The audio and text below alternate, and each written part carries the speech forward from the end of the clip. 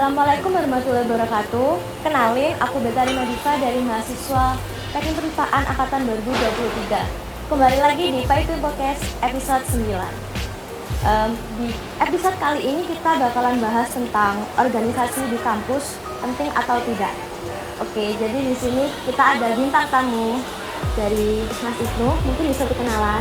Oke, terima kasih ya waktunya Mbak Mei ya. Ya. Oke, jadi kenalin ya teman-teman. Saya Ibnu Divianto, akrab dipanggilnya Ibnu. Di sini saya dari Teknik Perpipaan Angkatan 2022. Oke, jadi gimana nih Mas Ibnu kabarnya? Alhamdulillah baik. Ini sendiri gimana nih kabarnya? Baik, alhamdulillah. Gimana perkuliahannya? Perkuliahan saat ini di semester 5 ya cukup menyibukkan ya. Oke. Tapi tetap ya masih harus seimbang antara akademi juga organisasi dan Balance ya Mas, harus balance ya. Oke, di sini di awal nih mau tahu aja sih mungkin dari perspektif Mas Ibnu ini organisasi itu apa sih? Oke, jadi teman-teman ya juga bahwasanya di sini kita bahas pengertian organisasi dulu ya. Jadi seperti namanya yaitu organ. Nah, yang mana organisasi ini yaitu ada sebuah perkumpulan atau struktur. Di dalamnya itu ada struktur yang memiliki tujuan tertentu. Jadi organisasi itu suatu perkumpulan dari sekelompok orang yang memiliki tujuan tertentu. Oke, berarti organisasi di kampus ini pun juga punya banyak benefit ya Mas. Kalau dari Mas Ibnu sendiri ada nggak sih benefit positif maupun negatifnya gitu? Jadi kalau kita ngobrolin soal benefit ya, tentunya juga perspektif lah. Di sini pasti ada perspektif positif, juga ada perspektif negatif. Namun di sini terkait apa yang sejauh ini saya alami itu lebih banyak saya mengalami dan belajar itu dari organisasi dan menangkap hal positifnya. Sesuai yang tadi saya sampaikan kan, bahwasannya organisasi itu sekumpulan orang. Dan tentu dari sekumpulan orang itu kita bisa menangkap bahwasanya kita dalam berorganisasi itu tidak hanya bekerja dengan diri sendiri, tapi kita akan bekerja sama dengan orang lain, yang mana orang lain tersebut itu berada atau memiliki latar belakang yang berbeda-beda, memiliki cara berpikir yang berbeda-beda. Dan dari sana kita belajar bagaimana sih alur berpikir dari setiap orang ini. Nah, dari sana kita juga belajar ketika ada sebuah case, ketika ada sebuah masalah, kita memposisikan diri kita itu seperti apa. Nah, jadi dari sana itu benefit yang aku rasakan, yaitu yang paling utama yaitu dalam berkomunikasi. Bagaimana kita cara membangun komunikasi, cara berkoordinasi dengan sesama satu tim, dengan beda organisasi, kita sangat diasah. Komunikasi itu yang paling saya rasakan. Kemudian yang kedua tentunya terkait manajemen waktu juga. Tentunya nggak hanya kita disibukkan organisasi dengan proker agenda yang harus kita jalankan, juga harus ada kewajiban yang utama yaitu kuliah. Dan di sana kita dituntut tuh untuk gimana cara kita untuk memanajemen waktu sebaik mungkin. Nah, jadi komunikasi, manajemen waktu, kemudian tak lain dan yang tidak kalah utamanya juga itu networking atau relasi ya tentunya. Nah, seperti yang tak sampaikan di awal kan, kita itu sekumpulan orang yang mana tidak hanya terdiri dari kita sendiri, tapi kita dari banyak orang. Nah, dari sana kita bisa mengenal lebih banyak orang yang mana nantinya itu tentunya akan bermanfaat tidak hanya di perkuliahan, tidak hanya di organisasi kita, tapi juga di dunia kerja nanti, networking. Dan ada satu poin yang itu menjadi bonus, yang itu nanti menjadi hal penting juga, yaitu tentang cara kita memanajemen organisasi, atau dengan kata lain itu menjadi seorang pemimpin. Jadi seorang pemimpin, kita belajar kepemimpinan itu juga akan bisa kita dapatkan ketika kita berorganisasi. Jadi sangat banyak bagus benefit itu. Oke, jadi dari yang tadi Mas Ibnu sebutin ya, benefit-benefitnya mungkin ada dari komunikasi dan juga manajemen waktu, networking, dan juga kepemimpinan. Oke, di kepemimpinan ini mungkin mau tanya nih Mas, ada nggak sih pengalaman pribadi yang tentang Mas Ibnu ini mendapat pembelajaran kepemimpinan ini di organisasi? Iya. Nah ini cukup seru ya, nih ya. Dan teman-teman bahasanya ketika kita bahas pemimpin itu sebenarnya tidak berpatok dengan seberapa luas kita memimpin sebuah organisasi, seberapa banyak kita mengorganisir orang. Jadi ketika kita bisa istilahnya bangun pagi, terus kita bisa manajemen diri, itu sudah menjadi pemimpin untuk diri kita sendiri. Nah kemudian secara lingkup ketika lebih luas lagi, ketika kita meskipun kita menjadi staf magang ataupun staf muda, tim muda yang kita baru bergabung di organisasi, tentunya di sana juga kita pastinya mendapat tanggung jawab yang sesuai dengan kemampuan kita. Entah kita menjadi penanggung jawab dari sebuah broker, kita menjadi ketua pelaksana, dan di sana kita juga belajar suatu cara memimpin untuk mengoptimalkan broker itu berjalan seperti apa. Nah, terus ketika kita sudah belajar di lingkup yang lebih luas dan ternyata kita juga ada potensi untuk mengembangkan pemimpin itu untuk kita menjadi apa? Katakanlah ketika lingkupnya kita di himpunan. Nah, itu kita seorang pemimpin itu dilihat dari mungkin salah satu contohnya itu yaitu ketua himpunan. Nah, atau ketika kita bicara di lingkup kampus, seorang pemimpin biasanya dicontohkan oleh presiden BEM seperti itu. Nah, di sini pengalaman yang sangat-sangat berarti, pengalaman yang sangat-sangat saya ingat untuk saya berproses menjadi pemimpin itu ketika saya di FKMPI. FKMPI mungkin teman-teman asing ya. FKMPI itu Forum Komunikasi Mahasiswa Politeknik se-Indonesia. Nah, yang mana di sini saya diamanahi sebagai koordinator daerah Jawa Timur yang mengkoordinir 11 politeknik di Jatim seperti itu. Nah, dari sana pun saya banyak banget belajar berkepemimpinan, tidak hanya belajar dari FKMPI-nya sendiri, tapi itu tadi banyak sekali orang-orang yang dari latar belakang berbeda. Dari presbemnya kampus A, presbem kampus B itu punya cara berpikir sendiri, cara menyelesaikan masalah sendiri, dan dari sana saya sangat belajar bagaimana sih menjadi seorang pemimpin itu. Dan ada sebuah kesimpulan atau sebuah pesan yang bisa saya petik itu bahwasanya seorang pemimpin itu nggak hanya seorang yang hanya bisa menyuruh-nyuruh, orang yang bisa menempatkan tanggung jawab kepada anggotanya, tapi bagaimana pemimpin itu memberikan pengaruh gitu. Jadi tidak serta-merta dari pemimpin ke anggotanya, tapi juga bagaimana pemimpin itu bisa mendengar juga dari anggotanya butuh seperti apa, keluh kesahnya seperti apa. Itulah seorang pemimpin. Oke, dari cerita Mas Ibnu tadi ada beberapa benefit dari menjadi seorang pemimpin di organisasi, dan juga itu sangat bisa kita pelajari gitu dan kita terapkan nantinya ketika kita berorganisasi ya. Oke, jadi dari yang tadi ada sempat Mas Ibnu mention benefit dari organisasi yaitu networking.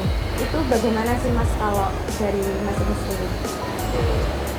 Oke, jadi saya sekarang nih bahas terkait benefit ini ya, networking ya. Tentunya ini juga salah satu hal yang sangat berpengaruh nantinya menurut aku pribadi ya, karena dari berorganisasi tadi, dari cara kita salah satu benefitnya kita belajar kepemimpinan, juga pastinya kita akan secara tidak langsung itu dapat benefit yaitu relasi. Kita simpelnya menyebut relasi lah ya. Nah, namun di sini relasi juga kita ditentukan juga dari banyak faktor. Itu ada faktor dari diri kita, juga faktor eksternal. Dari kita aja tuh mau membuka nggak, kita mau terbuka nggak untuk orang lain, untuk mengenal sama orang lain. Jadi kalau kita biasanya tuh ada teman mahasiswa tuh terjebak dalam zona nyaman. Nah, terkait relasi ini itu sangat bergantung pada kita untuk memperluas zona nyaman kita. Jadi kita nggak perlu membatasi zona nyaman, nggak perlu keluar dari zona nyaman. Ketika kita berorganisasi harus kita nyaman yang pertama, gitu ya. Kita harus nyaman, jadi sehingga zona nyaman kita itu harus diperluas, kayak gitu. Dan terkait relasi ini tadi, tentunya itu juga pengaruh dari lingkup kita. Jadi ketika kita ikut di himpunan misalnya, yang itu skalanya di prodi, nah otomatis tentu dan pasti itu kita akan mendapat relasi dengan teman-teman di prodi. Nah kemudian ketika kita lihat lingkupnya di kampus, misal di BEM, Badan Eksekutif Mahasiswa, nah otomatis juga kita akan kenal dengan teman-teman atau mahasiswa yang dari program studi yang lain seperti itu. Dan juga kalau kita lingkupnya diluaskan lagi, mungkin seperti FKMPI seperti yang pernah saya ikuti, itu jadi tadi yang saya sebutkan bahwasanya dari 11 politeknik, nah akan lebih luas lagi untuk relasi kita. Dan manfaatnya apa sih sebenarnya gitu? Apakah relasi ini hanya bermanfaat ketika kita masuk berorganisasi? Tentunya bukan. Dan nantinya pasti kita akan apapun, seberapapun manfaat, seberapapun kita usahanya untuk memperluas relasi, pasti ada hal yang kita ambil. Entah itu kita nantinya akan mendapat info lowongan kerja, entah itu kita akan membutuhkan bantuan apa atau apa, itu akan sangat mudah ketika kita punya networking yang luas.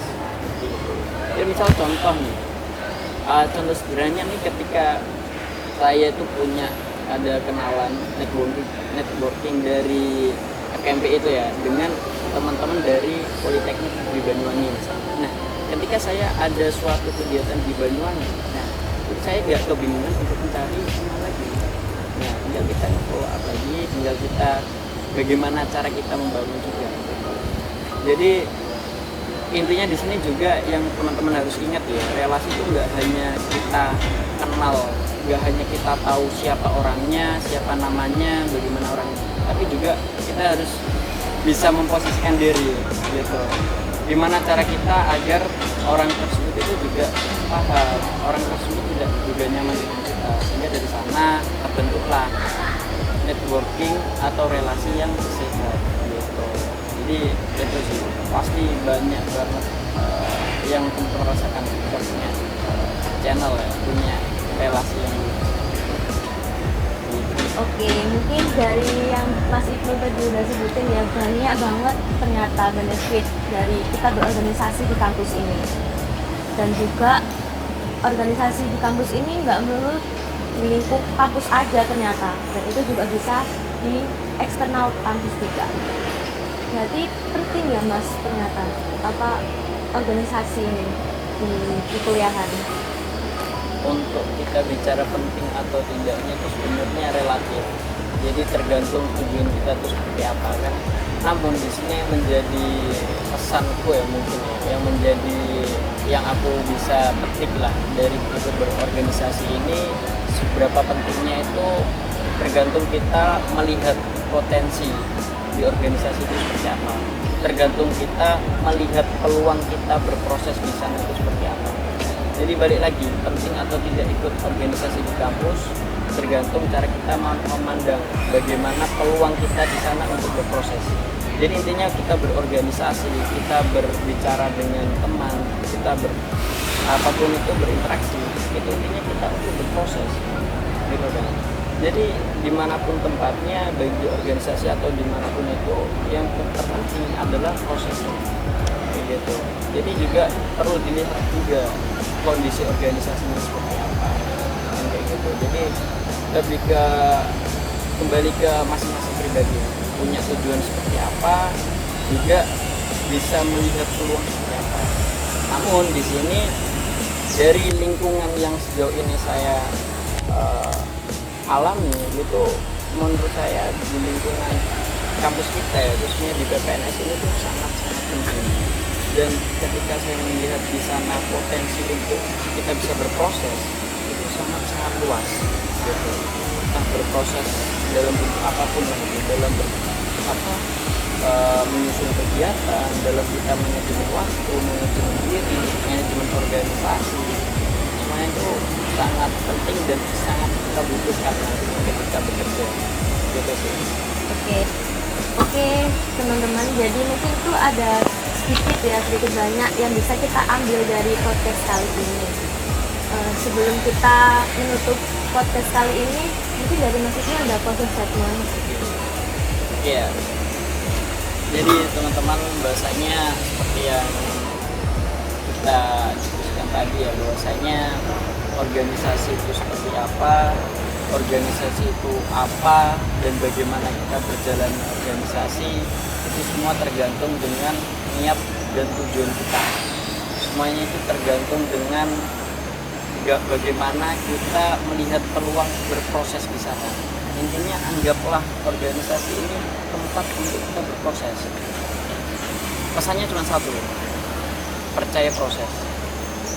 Juga kalau saya punya moto itu ya, yaitu siapa menanam akan menuai.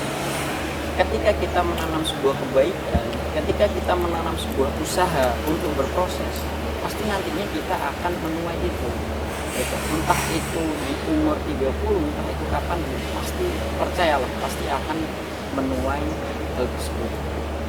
Intinya semangat buat teman-teman di sini, mumpung kita berkesempatan untuk berkuliah ya, berkesempatan untuk kita mengenal sebuah organisasi, manfaatkanlah dan lihatlah peluang di sana untuk kita sama-sama berproses. Kita sama-sama melihat bahwasannya di organisasi itu adalah potensi untuk kita berkembang nantinya. Seperti itu. Terima kasih.